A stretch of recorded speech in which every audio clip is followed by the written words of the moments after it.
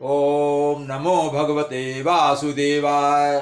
प्रस्तुत है श्रीमद् भगवद गीता का तीसरा अध्याय, श्लोक संख्या 29 और 30। श्लोक संख्या 29 इस प्रकार है। प्रकृतेः गुण सम्मूढ़ा संयन्ते गुण कर्मसु तान कृष्ण विदो मंदान कृष्ण भिन्न विचालयेत। इसका अर्थ है, भगवान कृष्ण कह रहे हैं, हे अर्जुन, माया के गुणों से जब अज्ञानी पुरुष, अज्ञानी व्यक्ति मोहग्रस्त हो जाता है तो वे पूरी तरह से, संपूर्ण रूप से, पूर्णतया भौतिक कार्यों में आसक्त हो जाता है। भौतिक सुख सुविधाओं को इकट्ठा करने में उसमें एकदम बच जाता है। यद्यपि ये कार्य ज्ञान के अभाव में बहुत ही अधम होते हैं, अभाव के कारण होते हैं। ज्ञान की कमी है, इसलिए वे ऐसा काम करते हैं, भौतिकवादी हो जाते हैं। फिर भी ज्ञानी व्यक्ति को चाहिए कि उन्हें उनके इस कार्य से विचलित ना होने दे। भले ही वे भौतिक संसाधनों में लगे हुए हैं, भौतिक सुख से अपनी इंद्रियों की तृप्ति में लगे हुए हैं, लेकिन ज्ञानी जन को चाहिए कि वे इनके कार्यों में विघ्न ना डालें। इसका अर्थ यह है। शब्दों का अर्थ देखते हैं। प्रकृतेः गुण सम्मूढ़ा पहला शब्द है, इसमें संविच्छेद करेंगे। प्रकृति प्लस गुण सम्मूढ़ा। गुण सम्मूढ़ा में समास है।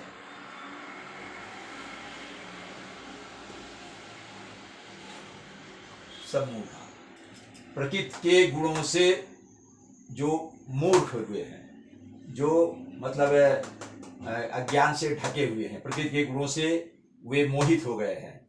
संजनते मतलब करते हैं। गुण कर्मसु, गुण कर्मस मतलब जो प्रकृति के गुणों से, या कह लीजिए कि जो उसमें गुण कर्मस में भौतिक कार्यों में जो संलग्न है, भौतिक कार्यों में, गुण का मतलब यहाँ भौतिक कर मतलब कर्म, भौतिक कार्यों में जो प्रकृति के गुणों से अभिभूत हैं, प्रकृति के गुणों से जो मोहित हैं, वे जो काम करते हैं, तान कृष्ण विदो हो।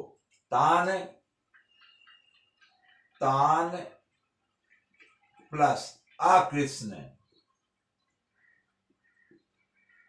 विदा। अकृष्ण विदा शब्द है, व्यंजन आया है तो वो हो जाता है, विसर्ग हट जाता है। तान मतलब उन्हें, किनको? अकृष्ण विदा, जो अल्प ज्ञानी है।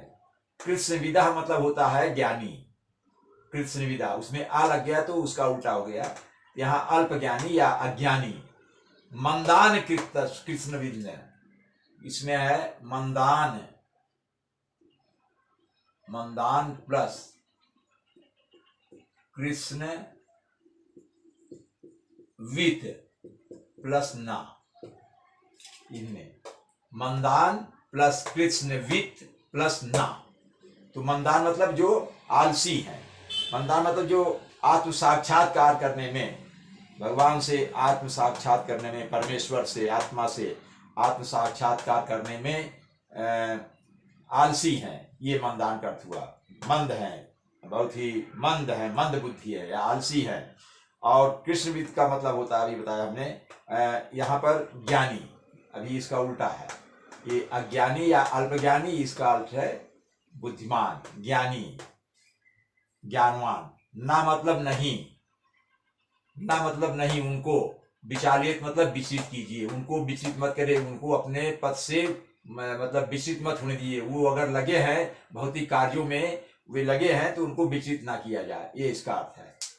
अगला श्लोक है, मयि सर्वाणि कर्माणि सन्न्यस्याध्यात्म चेतसा निराशीर निर्ममो भूत्वा युद्धस्व विगतज्वरः। इसका अर्थ है कि भगवान आगे कह रहे हैं, हे अर्जुन, अपने सारे कार्य मुझ में अर्पित कर दो। तुम्हारे जो भी कार्य है मुझ में अर्पित कर दो और मेरे पूर्ण ज्ञान से तुम मुक्त हो जाओ। मेरे ज्ञान से तुम मुक्त हो जाओ। मैंने तुमको इतना जो समझाया उससे तुम मुक्त हो जाओ। अब लाभ की आकांक्षा से भी रहित हो जाओ कि युद्ध में विजय श्री मिलेगी कि नहीं मिलेगी। इस आकांक्षा से, इस इच्छा से, इस लालसा से, इस लाभ से एकदम अपने को मुक्त कर दो, रहित हो जाओ। और स्वामित्व का भी दावा मत करो कि मैं ही हूँ, मैं ही सब कुछ हूँ। स्वामित्व भी मत करो, या जो भी संपत्ति उसके तुम मालिक रहोगे, जो भी राज्य मिलेगा, राज्य का भोग मिलेगा, जो भी पूरा राज्य मान लीजिए तुम जीत जाओगे, मिल जाएगा, तो तुम उसका स्वामित्व होगे, स्वामी तुम्हारा स्वामित्व होगा, उस पर मालिकाना हक होगा, उसका भी मालिकाना हक का भी दावा तुम छोड़ दो। और आलस को भी छोड़कर, ये जो तुम शोक संतप्त हो गए है ना, आलस दिखा रहे हो, तुम्हारे शरीर में आलस भरा है, तुम्हारे मन में आलस से आ गया कि हम युद्ध नहीं करेंगे, उसको छोड़ दो और युद्ध करो। ये इसका आशय है। शब्दों को देख लेते हैं, अभी इसको हम मिटा देते हैं। श्लोक संख्या 30 में कौन कौन से शब्द आए हैं?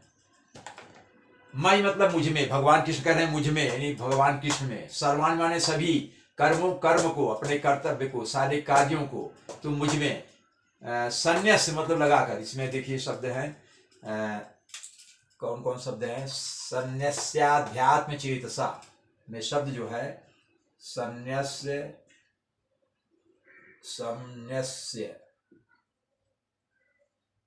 प्लस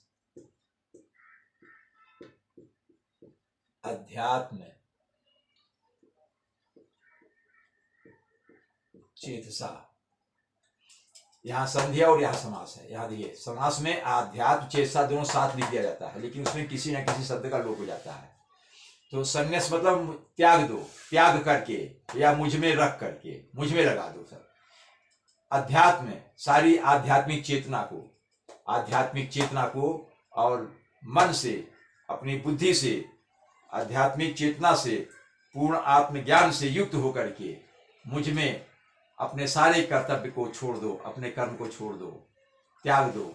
निराशी निर्ममो, निराशी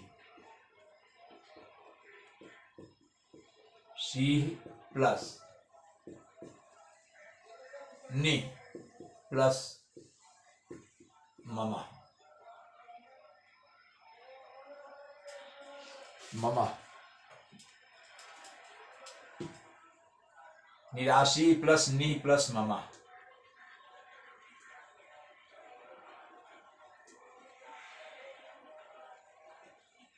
ये निराशी मतलब आशा को छोड़ दो, लाभ की आशा को भी छोड़ दो। नि मतलब निमम, ममता को त्याग दो, मोह ममता को त्याग दो। और मम मतलब मेरा भी होता है। मम मतलब मेरा, मतलब स्वामित्व भाव, मेरा है, मेरा है, मेरा मेरा जो करते हैं लोग, तुम भी मेरा है। अपने नि मतलब रहित हो जाओ मेरे के भाव से, अर्थात स्वामित्व के भाव से भी रहित हो जाओ, या निर्मम हो जाओ, ममताहीन हो जाओ। ये जो तुम ममता दिखा रहे हो ना सब पर, वो भी निर्मम हो जाओ। भूतवा होकर युद्ध करो। विगत ज्वरा, विगत ज्वरा में दो शब्द है, इसमें समाधि है। विगत ज्वरा, ज्वरा कर दो आलस। विगत मतलब समाप्त हो गया, जिसमें आलस समाप्त हो गया। विगत ज्वरा, तुम आलस को छोड़ दो और युद्ध करो। युद्धस मतलब युद्ध करो, ये इसका अर्थ है। ओम नमो भगवते वासुदेवाय।